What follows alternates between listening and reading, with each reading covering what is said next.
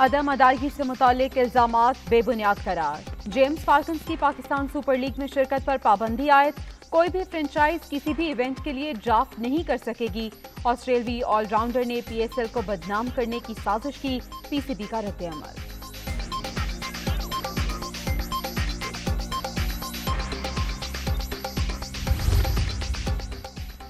PCB पर मुआहदे का एहतराम न करने का इल्जाम। ऑस्ट्रेलियाई allrounder James Faulkner Pakistan super league छोड़ गए। पूरे इवेंट के दौरान मेरे साथ झूठ बोला गया। ट्विटर पैगाम में क्रिकेट फैन से मौसरत।